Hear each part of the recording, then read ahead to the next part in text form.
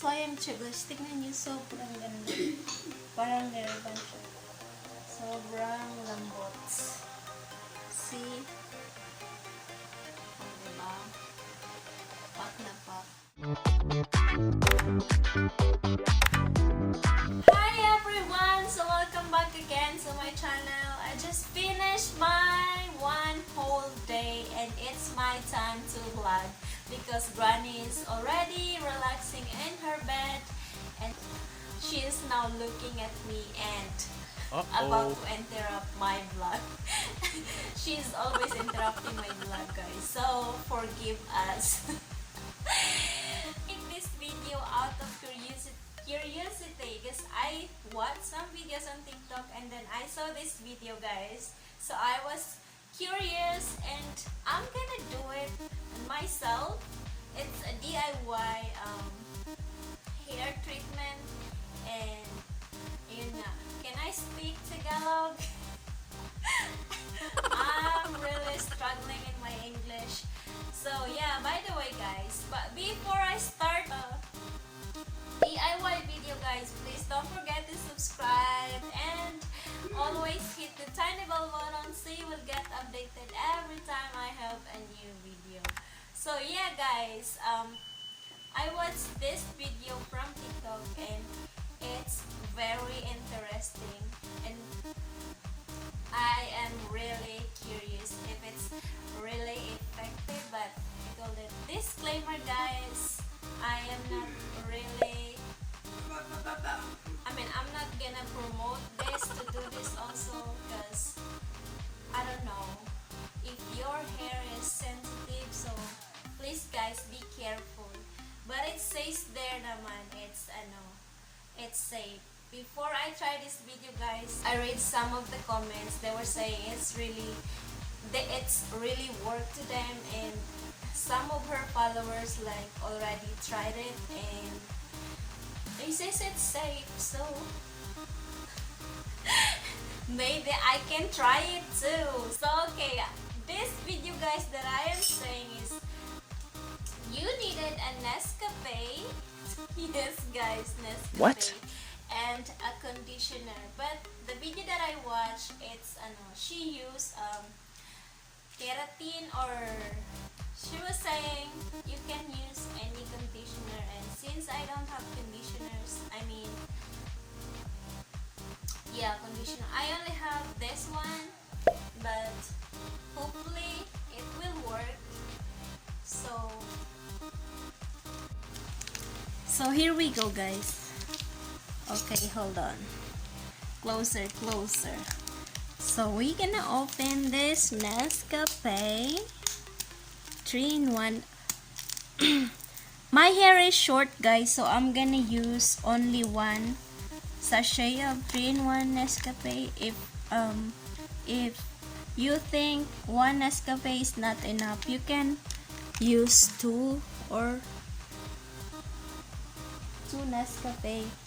And then I'm going to put just one, how do you call this, tablespoon of this conditioner. So good luck to my hair guys. So I'm gonna do it like that. You gonna mix it guys until they blended together. Bango guys. Yan. We are going to blend this. Nakita nyo ba yan guys? Kala nyo ah. So I guys, good luck to my hair. Bango niya guys. Parang choco. What's this? Butter? Looks like a peanut butter. See guys, see that? So I guess it's already mixed. They already blended, but I'll give it more mixture. I'm gonna mix it more. So I guess guys, it's already ready. Look at that. I blend it. So hopefully it's gonna cover all my hair, but it's just short naman guys.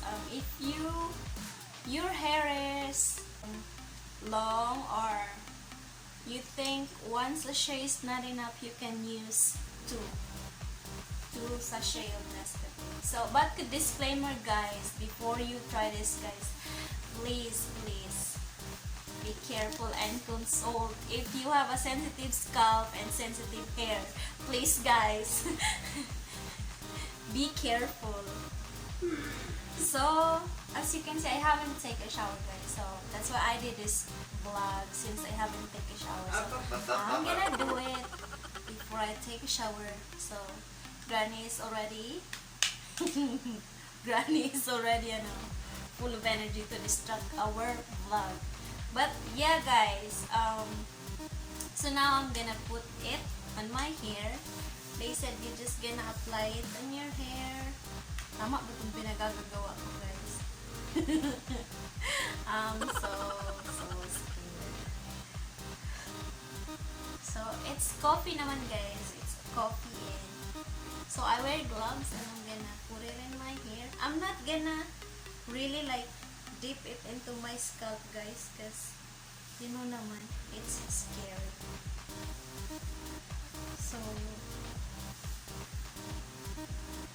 but she said naman guys, it's safe and yun na, parang ano siya, it looks like you just do your you just get a rebond. What do you call it? Ano ba yung English ng rebond? Diyos ko, nahihirapan na yung inyong vlogger. Your vlogger is already struggling.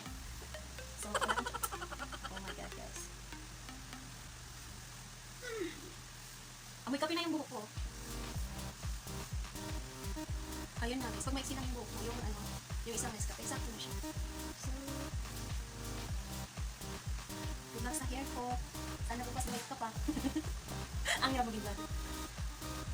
Yeah. Promise. So, happy there. Bango siya guys, in fairness. It smells good.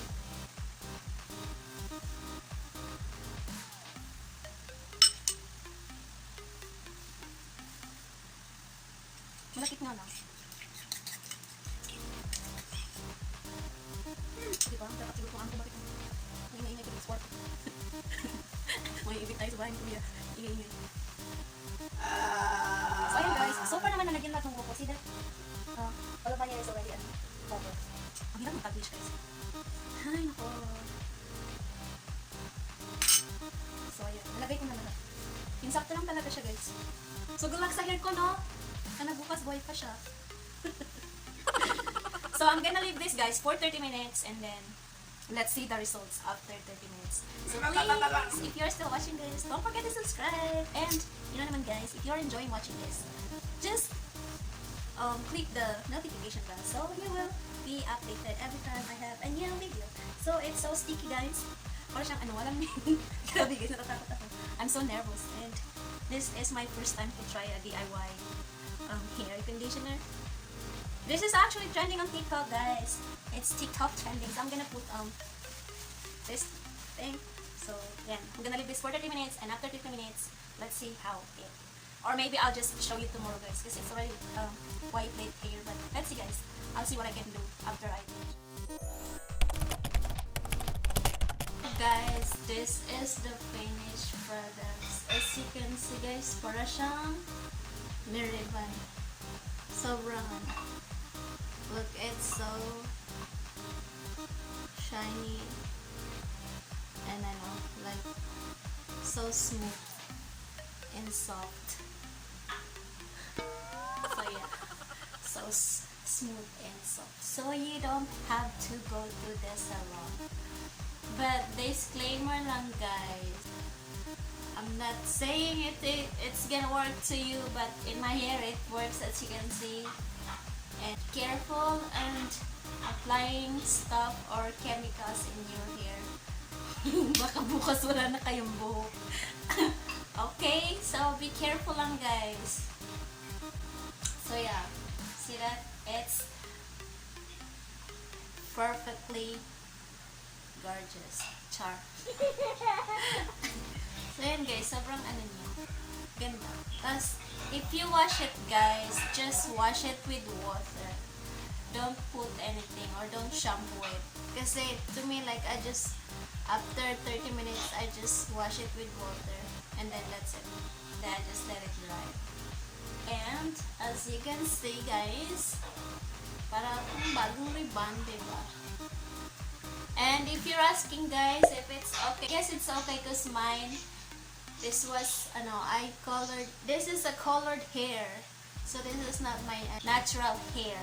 So, but disclaimer again, just be careful. I feel so satisfied. See? It's only one sachet of Nescafe and a conditioner. You got that? Fabulous hair. CHARROT. So, okay guys. Hope you learned something from this video and I'll see you in my next vlog. Stay safe everyone.